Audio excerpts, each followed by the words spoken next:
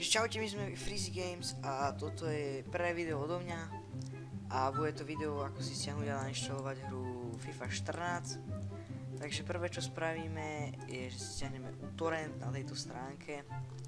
Dáme get uTorrent for Windows, sa vám to hneď stiahne, áno. Potom budeme potrebovať samotnú hru, ktorú nájdeme na stránke Spite, všetky odkazy samozrejme budú v popise videa. Kde tu dáme toto veľké download a vlastne to začne stiahovať v tom našom torrente, ktorý sme si stiahli.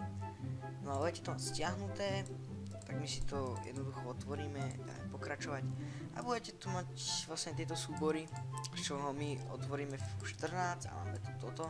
Z toho my otvoríme game a hra je vlastne kompletne nainštalovaná, no lenže hra nepôjde, pretože nemá crack, tak my si ten crack stiahneme. Tiež zo stránky Spite máte crack 5, ale ja vám dám už tento rár na úlož toho rovno do popisu videa.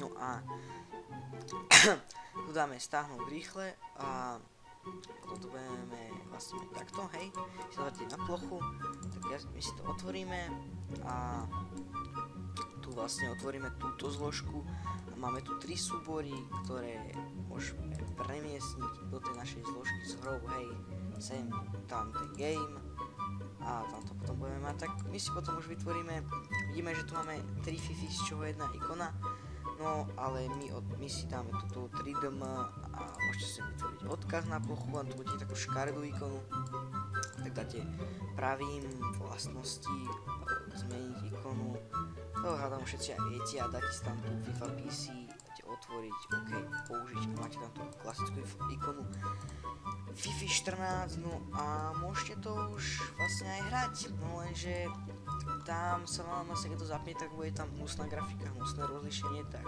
my si ukážeme, ako to hnusné rozlišenie a hnusnú grafiku dať preč.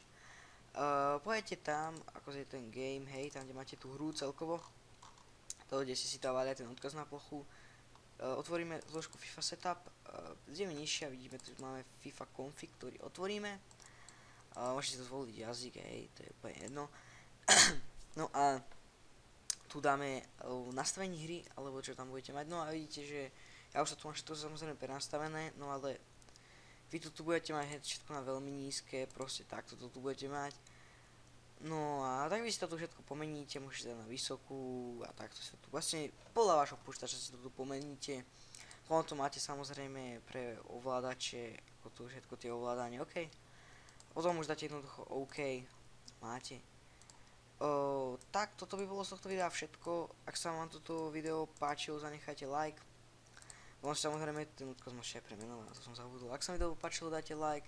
Ak sa vám video nepáčilo, dajte dislike. Ak chcete viacej tutoriálov, napríklad ako hrať multiplayer v Total War Rome, alebo ako ste Total Command and Conquer, General Zero War, tak dajte like a podporte túto sériu a zatiaľ sa majte.